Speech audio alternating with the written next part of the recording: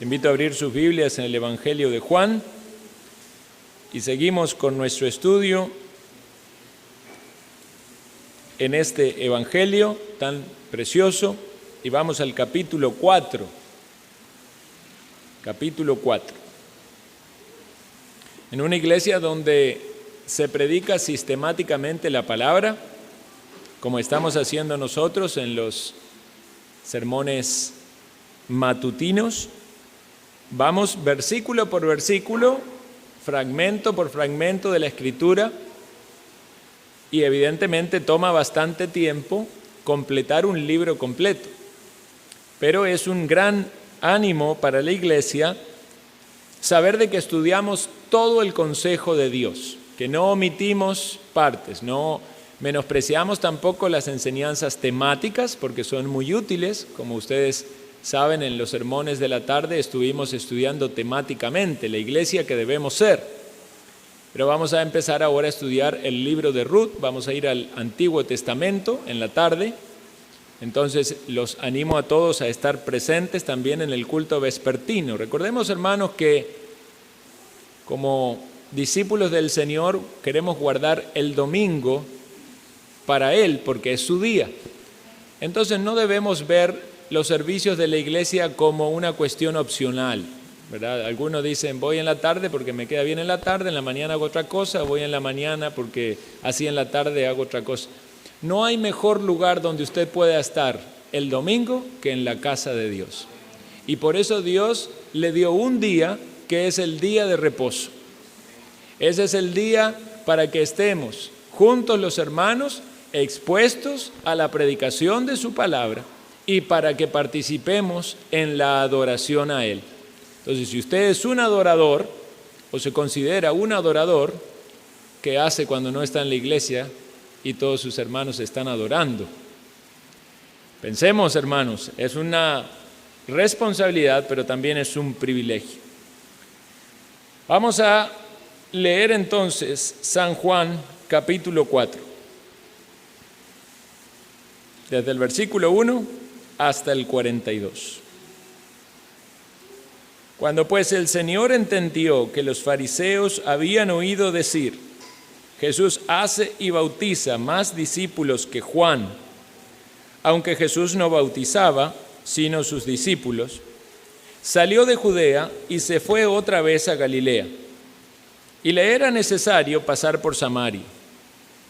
Vino pues a una ciudad de Samaria llamada Sicar, junto a la heredad que Jacob dio a su hijo José.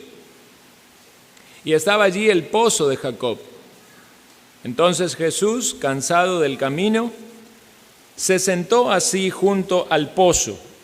Era como la hora sexta. Y vino una mujer de Samaria a sacar agua. Y Jesús le dijo, dame de beber. Pues sus discípulos habían ido a la ciudad a comprar de comer. La mujer samaritana le dijo, ¿cómo tú, siendo judío, me pides a mí de beber, que soy mujer samaritana? Porque judíos y samaritanos no se tratan entre sí. Respondió Jesús y le dijo, si conocieras el don de Dios y quién es el que te dice, dame de beber, tú le pedirías y él te daría agua viva. La mujer le dijo, Señor, no tienes con qué sacarla y el pozo es hondo. ¿De dónde pues tienes el agua viva? ¿Acaso eres tú mayor que nuestro padre Jacob, que nos dio este pozo, del cual bebieron él y sus hijos y sus ganados? Respondió Jesús y le dijo, cualquiera que bebiere de esta agua volverá a tener sed, mas el que bebiere del agua que yo le daré no tendrá sed jamás, sino que el agua que yo le daré será en él una fuente de agua que salte para vida eterna. La mujer le dijo, Señor, dame de esa agua para que no tenga yo sed, ni venga aquí a sacarla. Jesús le dijo, ve, llama a tu marido y ven acá. Respondió la mujer y le dijo: no tengo marido. Jesús le dijo: bien has dicho, no tengo marido, porque 5 maridos has tenido, y el que ahora tienes no es tu marido. Esto has dicho con verdad. Le dijo la mujer: Señor, me parece que tú eres profeta. Nuestros padres adoraron en este monte, y vosotros decís que en Jerusalén es el lugar donde se debe adorar. Jesús le dijo: mujer, créeme, que la hora viene cuando ni en este monte ni en Jerusalén adoraréis al Padre. Vosotros adoráis lo que no sabéis, nosotros adoramos lo que sabemos, porque la salvación viene de los judíos. Mas la hora viene, y ahora es, cuando los verdaderos adoradores adorarán al Padre en espíritu y en verdad, porque también el Padre tales adoradores busca que le adoren. Dios es espíritu, y los que le adoran en espíritu y en verdad es necesario que le adoren. Le dijo a la mujer: sé que ha de venir el Mesías, llamado el Cristo. Cuando Él venga nos declarará todas las cosas. Jesús le dijo: yo soy el que habla contigo. En esto vinieron sus discípulos y se maravillaron de que hablaba con una mujer. Sin embargo, ninguno dijo: ¿qué preguntas o qué hablas con ella? Entonces la mujer dejó su cántaro y fue a la ciudad y dijo a los hombres: venid, ved a un hombre que me ha dicho todo cuanto he hecho. ¿No será este el Cristo? Entonces salieron de la ciudad y vinieron a él. Entre tanto los discípulos le rogaban diciendo: Rabí, come. Él les dijo: yo tengo una comida que comer que vosotros no sabéis. Entonces los discípulos decían unos a otros: ¿le habrá traído alguien de comer? Jesús les dijo: mi comida es que haga la voluntad del que me envió y que acabe su obra. ¿No decís vosotros: aún faltan 4 meses para que llegue la siega? He aquí os digo: alzad vuestros ojos y mirad los campos, porque ya están blancos para la siega. Y el que siega recibe salario, y el que recoge fruto para vida eterna, para que el que siembra goce juntamente con el que siega. Porque en esto es verdadero el dicho: uno es el que siembra y otro el que siega. Yo os he enviado a segar lo que vosotros no labrasteis, otros labraron, y vosotros habéis entrado en sus labores.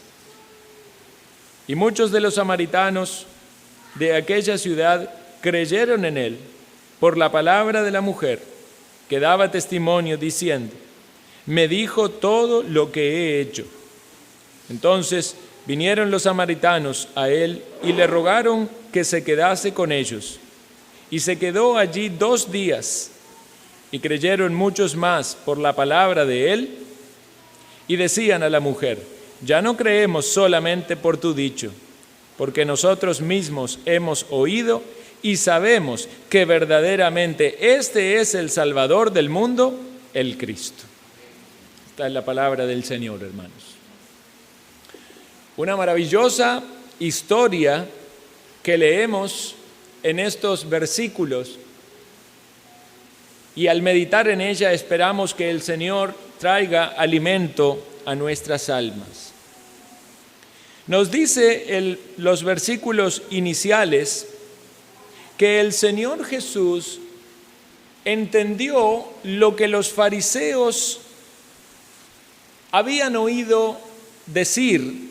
Los fariseos habían visto el ministerio de Juan el Bautista. Desde un inicio plantearon una actitud muy arrogante en contra de él. Lo rechazaban, no lo aceptaban como profeta. Más adelante veremos cuando le pregunta al Señor acerca del ministerio de Juan el Bautista, si él era de Dios o era de los hombres. Pero aquí vemos que los fariseos habían oído decir que Jesús bautizaba más discípulos que Juan, y esto no era algo que les agradase mucho a ellos. Si ya con Juan tenían cierta reprobación o rechazo, este rechazo ahora iba a ser mayor con aquel que estaba llevando o atrayendo más gente que el mismo Juan. Recordemos que el Señor Jesús vino a realizar su ministerio, pero tuvo alguien que le preparó el camino, alguien que anunció el mensaje del arrepentimiento. De algún modo el pueblo fue llamado a despertar, a abrir sus ojos, a considerar que algo importante iba a suceder, iba a venir el enviado de Dios, iba a venir el Cristo, pero antes iba a venir su mensajero. Y entonces Juan realizó este ministerio, pero ya el ministerio de Juan, como vimos con anterioridad, iba en declive porque Juan iba a ser encarcelado. Los discípulos ya no iban a poder todos seguir con Juan, entonces muchos dejaron a Juan para seguir al Señor.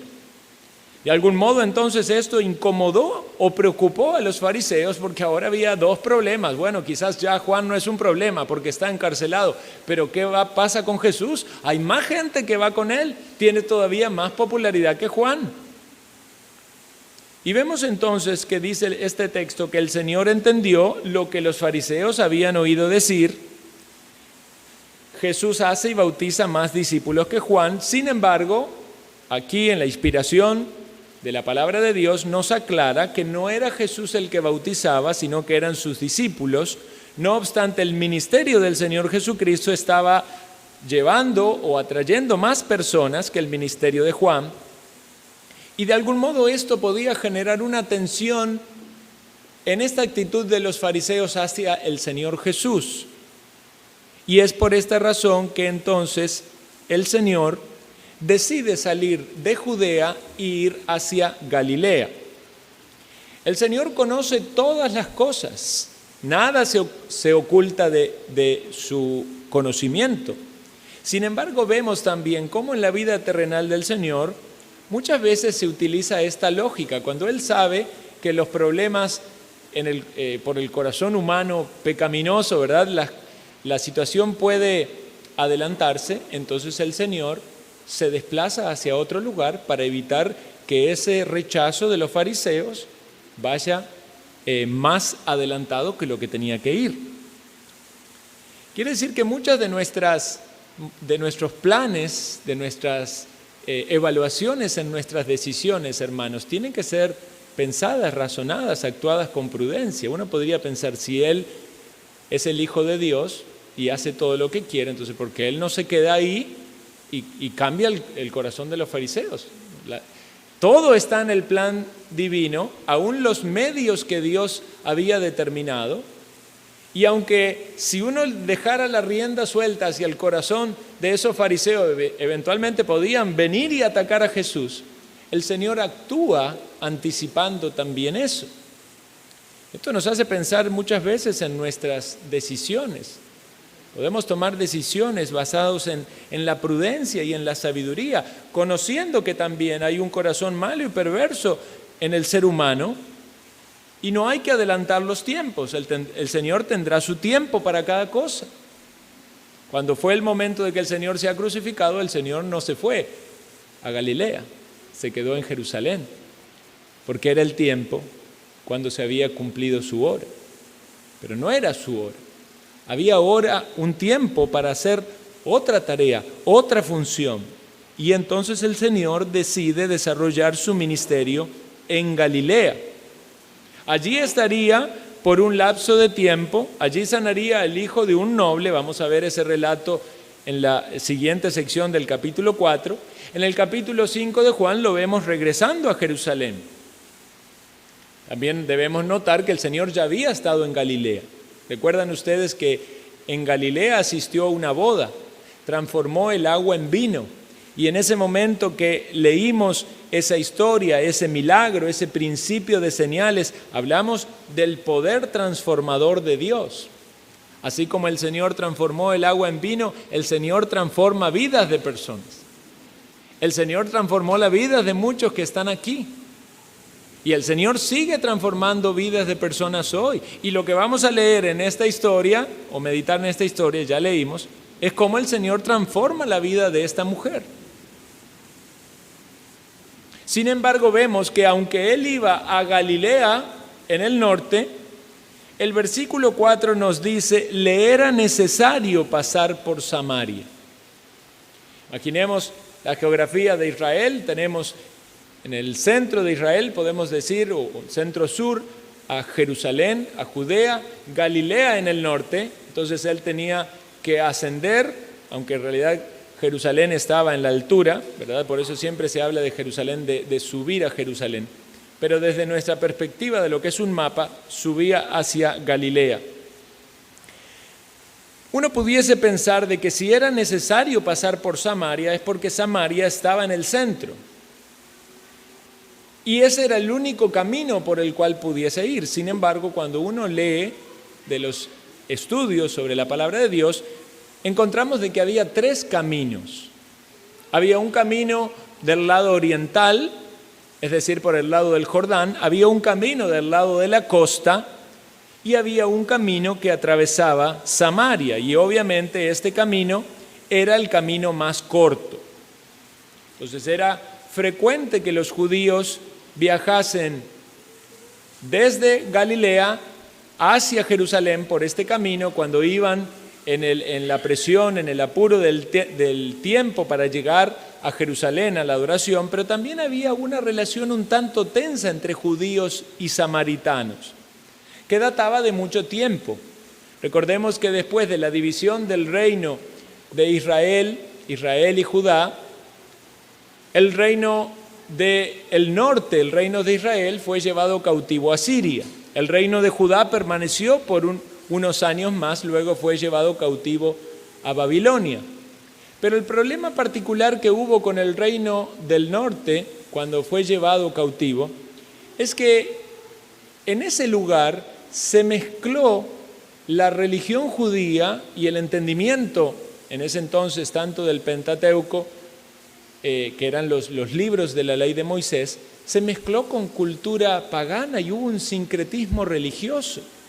Entonces, cuando los judíos volvieron a reconstruir a Jerusalén, en el remanente que volvió fiel, muchos sabían que los samaritanos no eran verdaderos judíos. De hecho, no les permitieron reconstruir el templo juntamente cuando se hizo la reconstrucción de Jerusalén.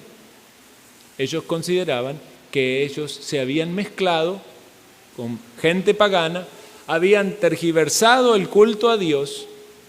De hecho, los samaritanos solo aceptaban el Nuevo Testamento y por eso el Pentateuco, y por eso rechazaban todos los otros libros que para los judíos eran sagrados.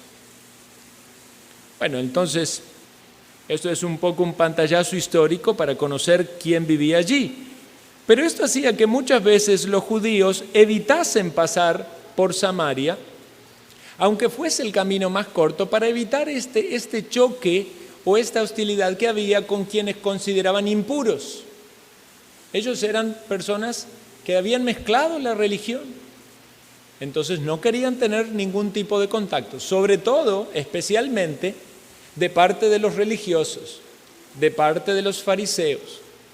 Algunos de ustedes recordarán cuando se habla de aquel hombre que había caído, ¿verdad?, en manos de ladrones. El Señor Jesús relata, ¿verdad?, esa historia. ¿Quién fue aquel que los socorrió? Fue el sacerdote, fue el levita. ¿Quién fue aquel que socorrió al que había caído en manos de ladrones? ¿De dónde era? Era un samaritano, ¿verdad? La parábola del buen samaritano. Pero el samaritano era una figura de alguien que era impuro, de alguien que estaba contaminado. De hecho, para los judíos era una ofensa. A Jesús lo llaman samaritano.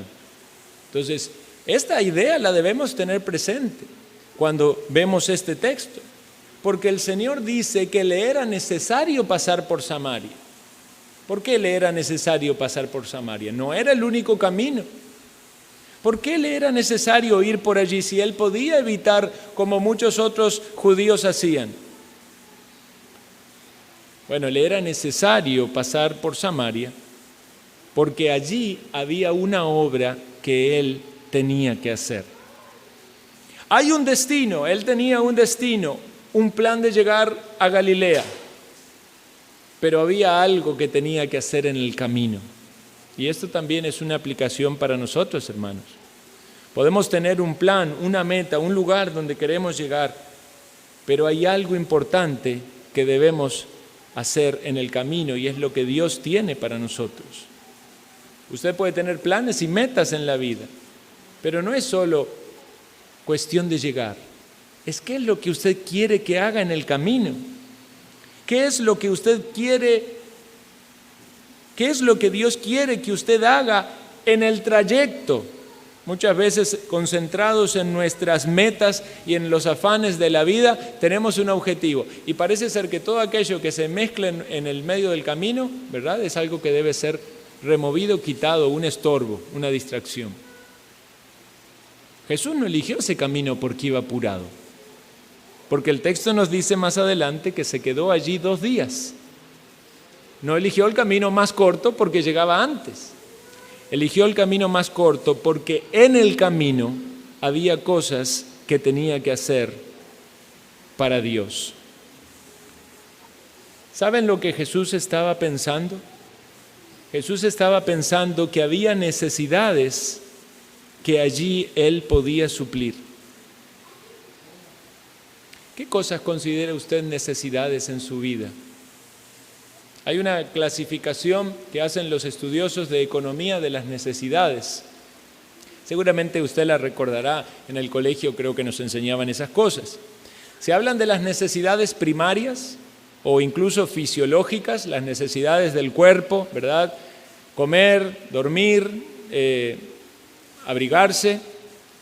Luego se habla de las necesidades de seguridad. Obviamente necesitamos un lugar donde refugiarnos, ¿verdad? El evitar los peligros es una necesidad del ser humano. Pero luego, en esta clasificación humana y económica de las necesidades, se empiezan a colocar otras cosas que no son necesidades vitales, es decir, son cosas que el hombre considera necesidades, pero no son necesidades para vivir. Por ejemplo, se habla de la necesidad social o de pertenencia. Usted quiere tener un grupo de pertenencia, sentirse aceptado por alguien, tener amigos, recibir estima. Otros hablan de la necesidad de aprecio. Y otros llegan a hablar de la necesidad de autorrealización, eso de lograr los ideales, de conseguir las metas, de tener esa satisfacción personal. De hecho, los estudiosos en esta rama definen a las necesidades como necesidades ilimitadas. Dice que el hombre tiene necesidades ilimitadas.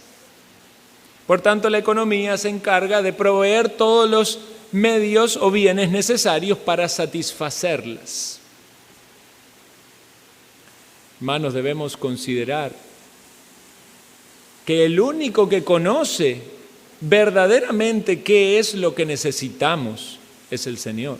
A veces ni nosotros sabemos lo que necesitamos. Muchas veces nosotros pensamos que necesitamos cosas que en realidad no las necesitamos.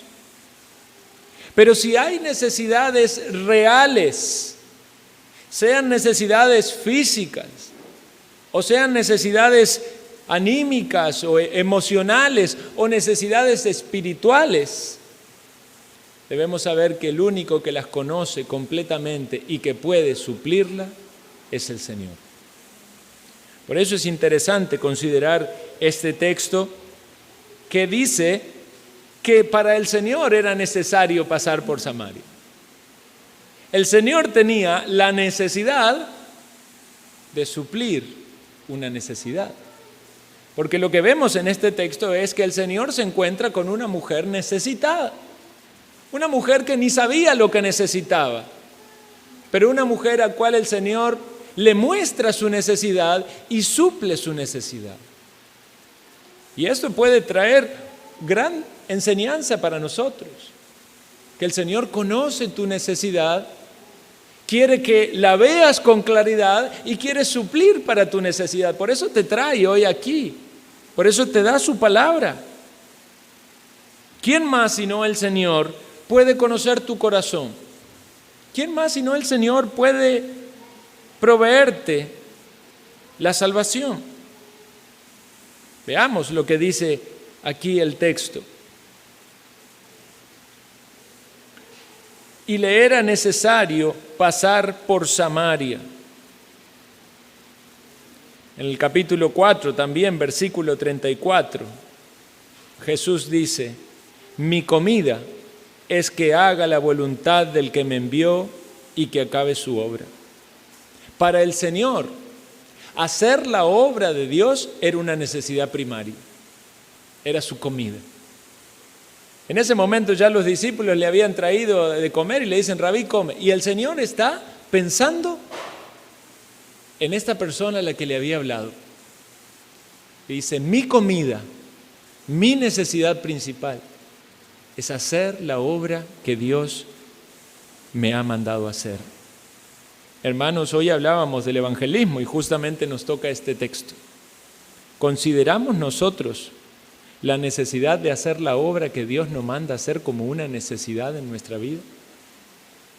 ¿En qué lugar de ese escalafón de necesidades está la necesidad de cumplir la predicación de la palabra? No es algo opcional. Tenemos que verlo como necesario, como el apóstol Pablo lo decía: ay de mí si no anuncio el evangelio. Y el Señor no está dando el ejemplo aquí. Era necesario pasar por Samaria porque era necesario hacer la obra de Dios, porque era necesario suplir las necesidades de esta mujer. Y noten que el enfoque del ministerio del Señor no estaba en las necesidades físicas. Bueno, puede decir: bueno, sí, el Señor sanó a muchos de enfermedades, el Señor proveyó a muchos de alimentos. Hermanos, todas esas cosas fueron temporales. El alimento que le dio a los que necesitaban pan duró en tanto tuvieron ese pan en su organismo, luego volvieron a tener hambre.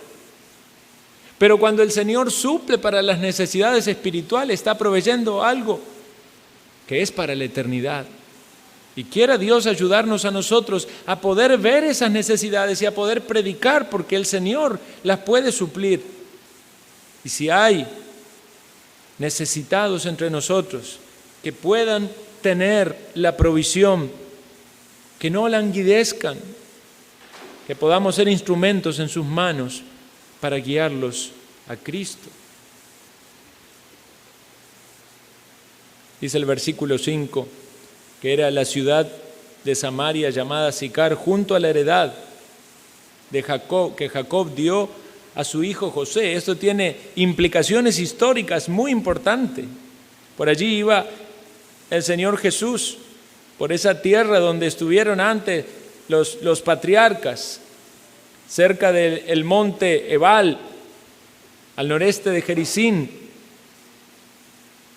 un lugar donde había un gran peso para la historia de los samaritanos, anteriormente para todo Israel. Pero sin embargo que se habían, como dije antes, apartado de Dios y habían mezclado, habían hecho un sincretismo, una corrupción de creencias.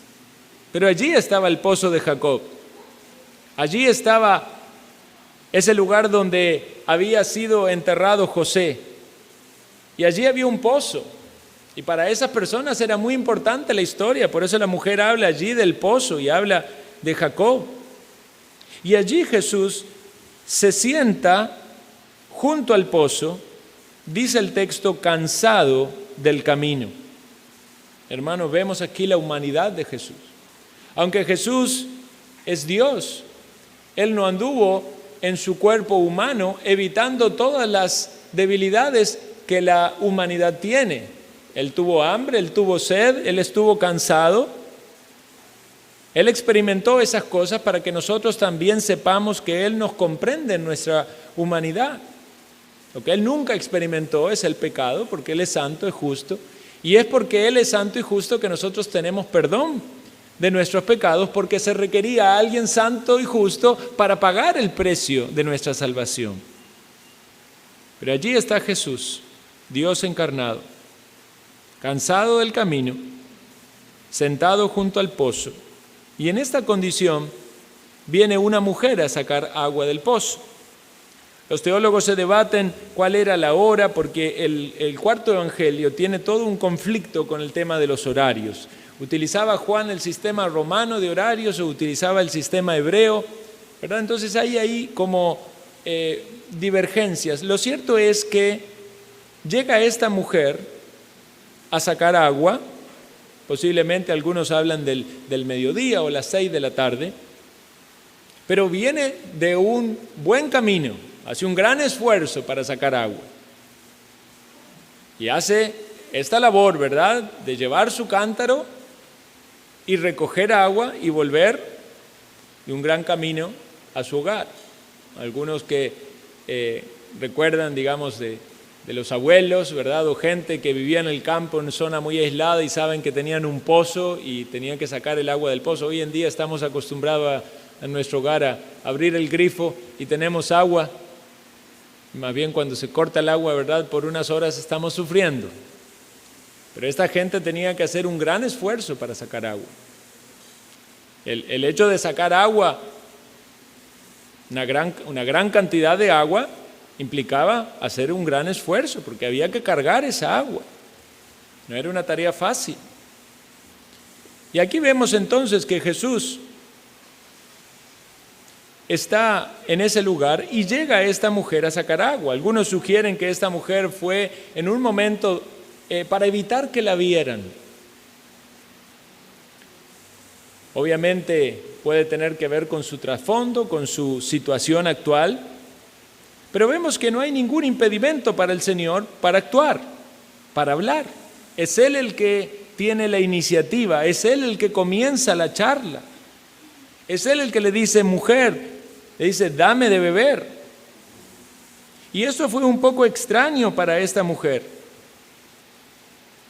porque nos dice el texto, como tú, le dice ella, siendo judío, me pides a mí de beber, que soy mujer samaritana. Primero y principal, la charla entre hombres y mujeres no era algo común. Generalmente los hombres no hablaban, no dirigían la palabra directamente a una mujer, a no ser que sea su esposa o algún familiar. Luego había una separación aquí que tenía que ver con esta cuestión entre judíos y samaritanos.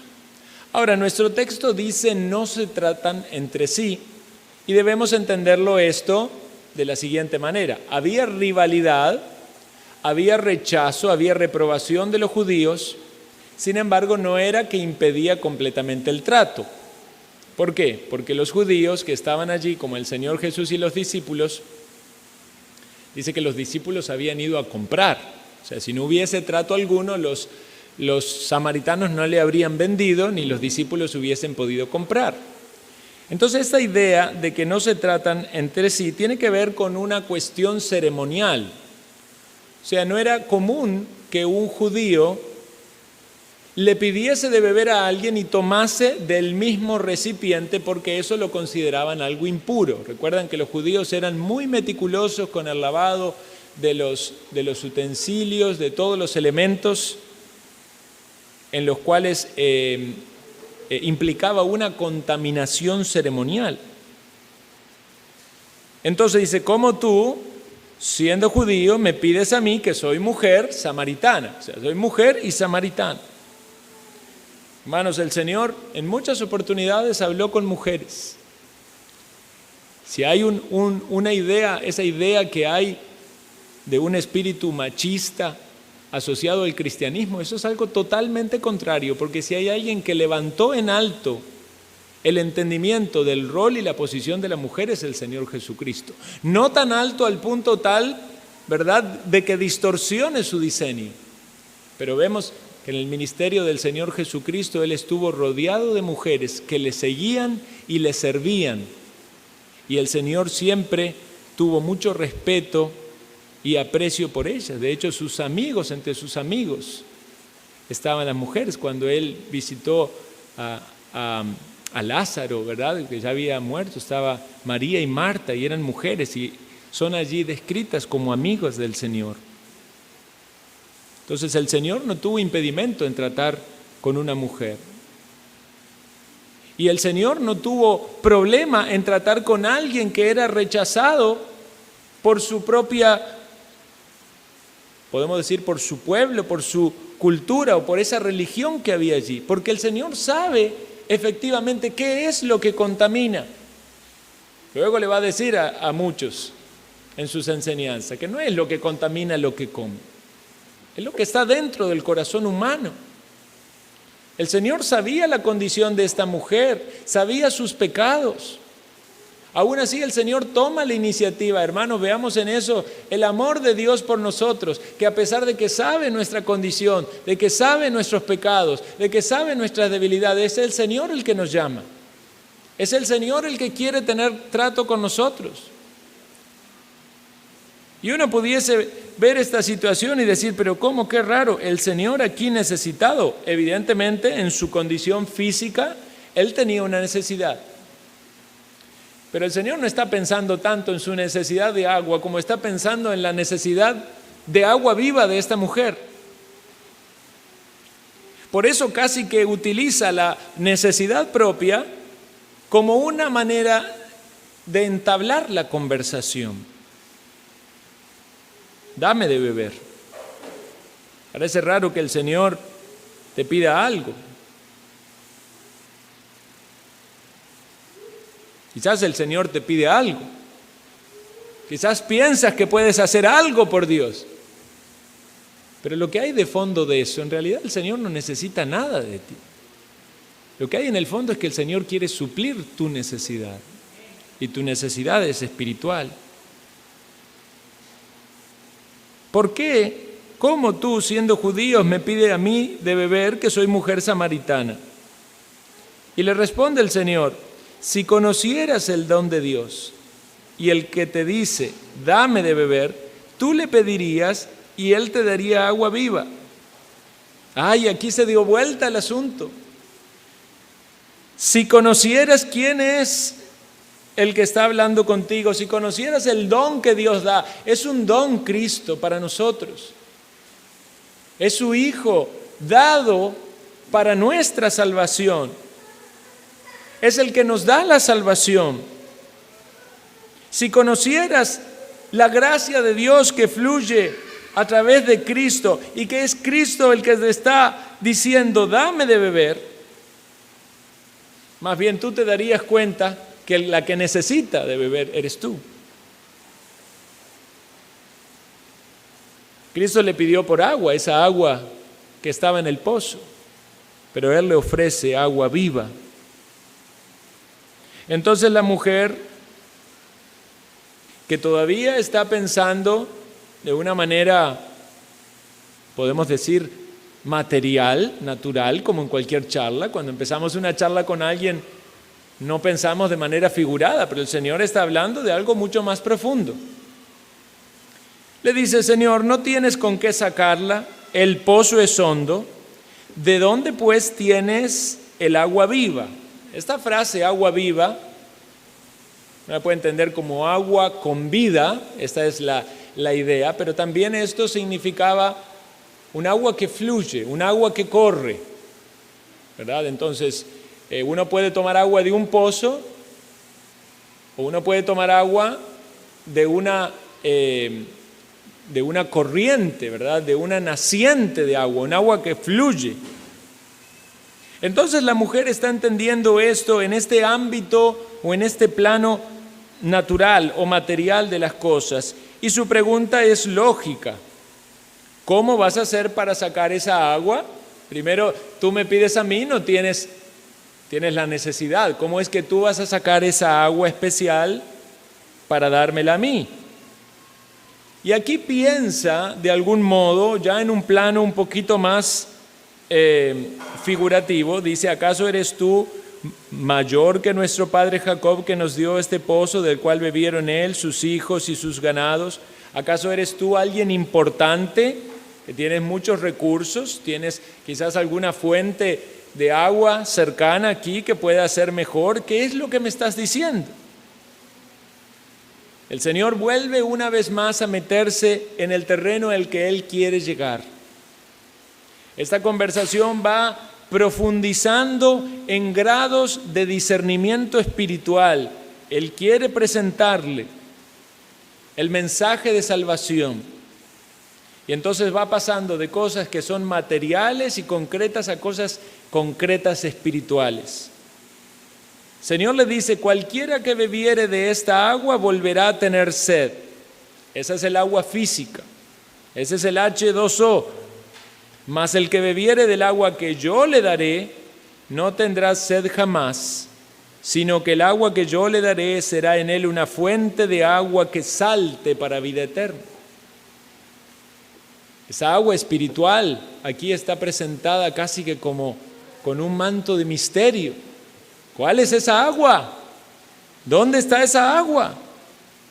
Esa agua es especial, está relacionada con la satisfacción permanente, no con una satisfacción temporal. Está relacionada con la vida eterna. La mujer da un pasito más en este entendimiento y dice: Señor, dame de esa agua. Sin embargo, todavía sigue pensando materialmente. Dice: así no tengo que venir a sacarlo. Así ya no es necesario hacer este gran esfuerzo de cargar el cántaro y de caminar seguramente bajo el sol y de venir y sacar el agua. Qué bueno que haya una manera de tener agua sin tanto esfuerzo. Entonces el Señor necesita poner el dedo en la llaga. Muchas veces, para poder sanar, es necesario agrandar un poco la herida, ¿verdad? Si usted se clava una espina, a veces el hecho de sacar la espina, el otro día teníamos que sacarle una espina a Sophie, implicó un mayor sufrimiento de ella. Pero si no la saca, el problema sigue, ¿verdad? Jesús le dijo: ve, llama a tu marido y ven acá.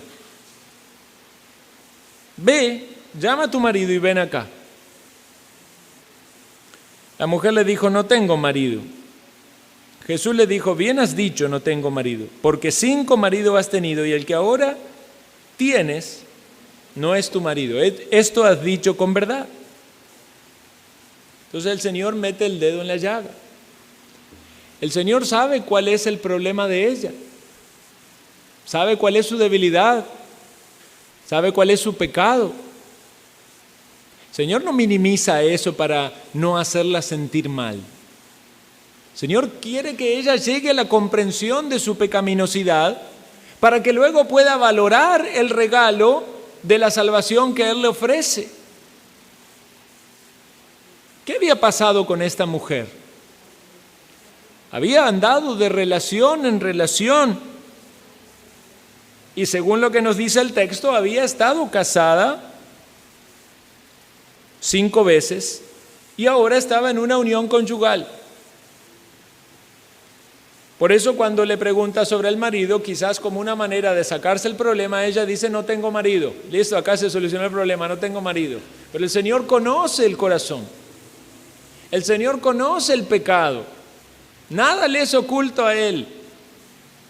Y paralelo a esto que estamos considerando, lo que el Señor nos quiere decir es que Él conoce nuestra necesidad, porque detrás de nuestro pecado está nuestra necesidad. Y cuando más grande es el pecado, más grande es tu necesidad.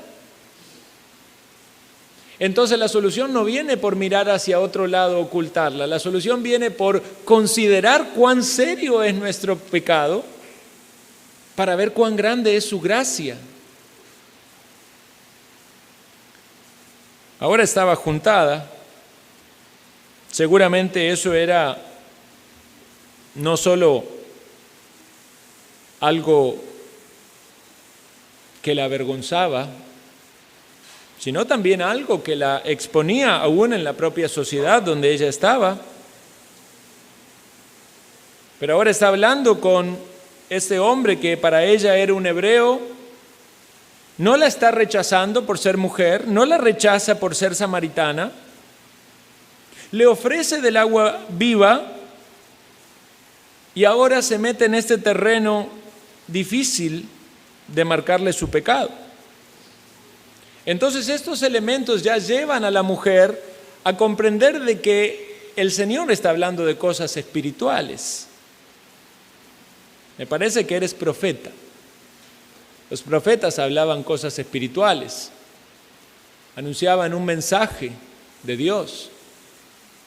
Ya no es un simple hebreo para esta mujer, ahora es un profeta. No tiene un panorama completo de quién es Jesús, pero va comprendiendo en la dirección en la que se desarrolla la charla. Entonces ella va a salir con el tema de la adoración.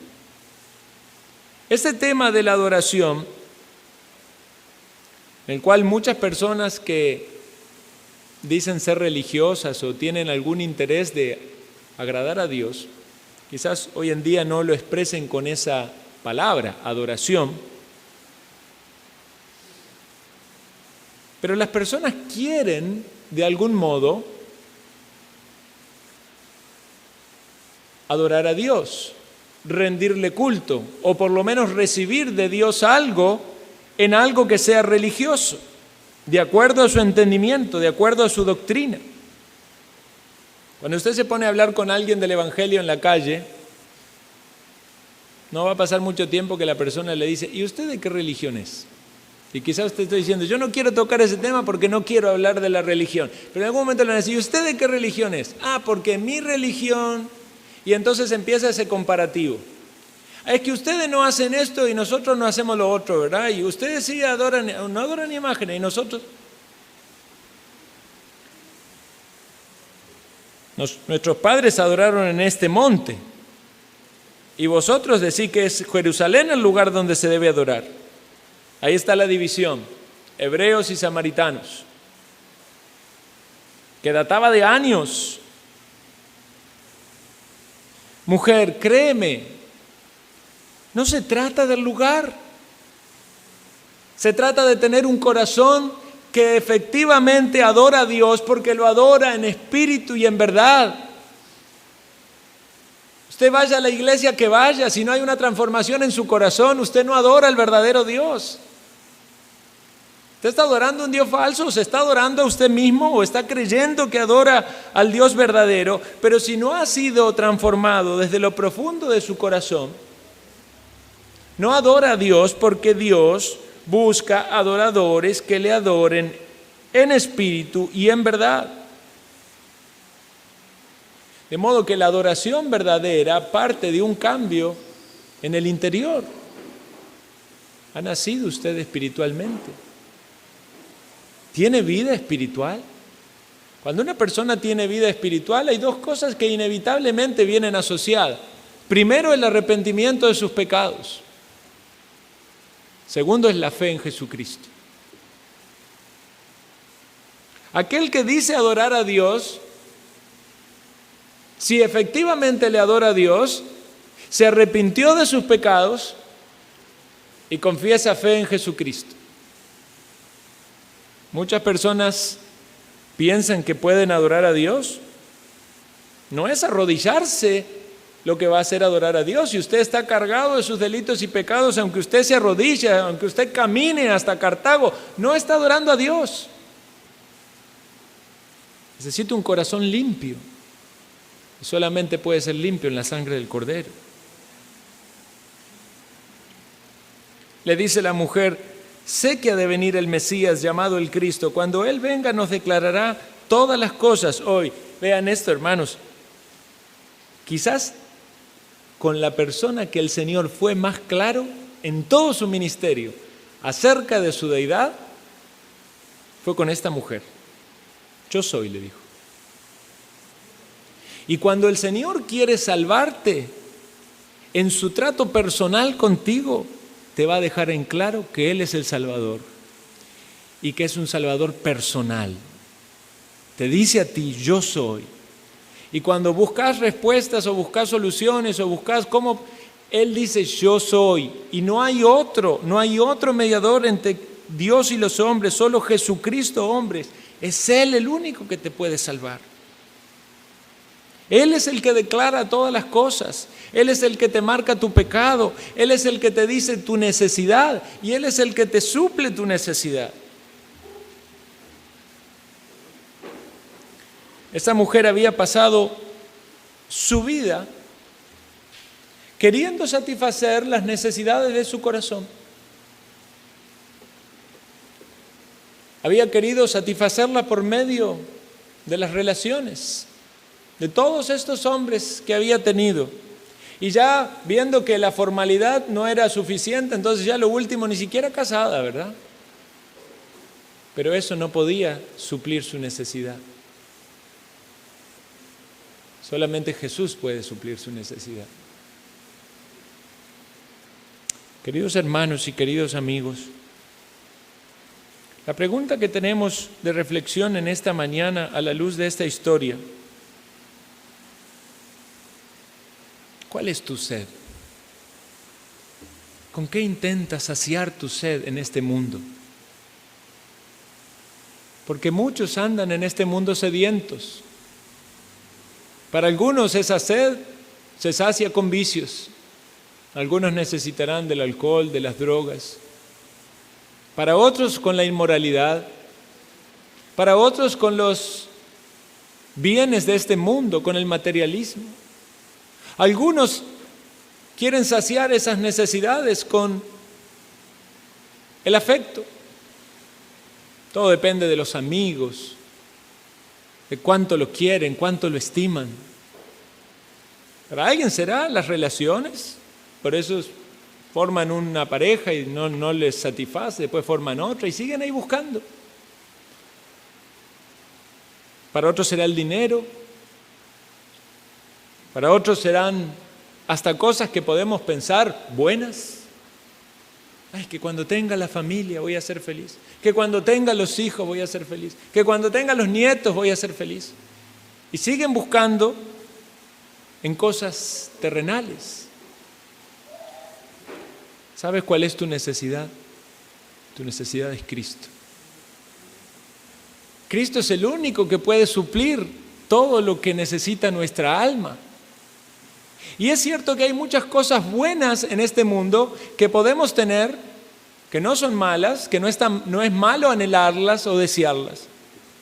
Pero si no tienes a Cristo, la necesidad más grande en tu corazón y en tu alma, que es tener paz con Dios, aún no ha sido suplido.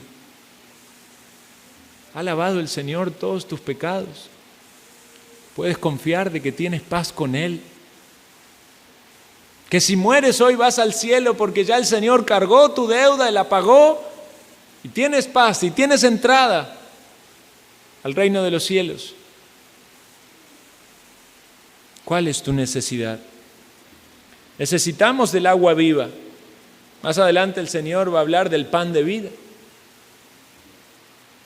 ¿Has bebido del agua viva? ¿Has comido del pan de vida? Hermanos, los que estamos en Cristo, quizás usted puede decir, bueno, sí, yo ya he conocido al Señor y el Señor me salvó. Pero ¿cuántas veces también aún, habiendo sido limpiados nuestros pecados, sigue habiendo necesidad en nuestro corazón que intentamos también saciar con otras cosas? Por eso hay falta de contentamiento, por eso hay ansiedades, preocupaciones, afanes. Todas mis fuentes están en ti, dice el Salmo. Si anhelamos cosas o pedimos cosas en este mundo, que broten de la fuente del Señor. ¿Tiene usted necesidades? Vaya a Cristo.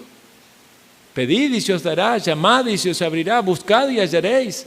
Si usted tiene una necesidad económica, va a decir, bueno, pero sí, yo ya creí en el Señor, pero estoy pasando esto. El Señor sabe lo que usted necesita.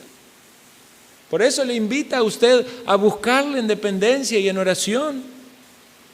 ¿Está usted enfermo? Clame al Señor. Clamamos al Señor por Emmanuel, ¿verdad? Y gracias a Dios le concede salud. Alguien puede sentirse triste acá, quizás no tiene amigos, quizás no ha formado una familia aún. El Señor conoce tu necesidad. El Señor quiere suplirla. Pero recordemos, hermanos, que debemos buscar la provisión del Señor en sintonía con lo que Él está buscando en nosotros.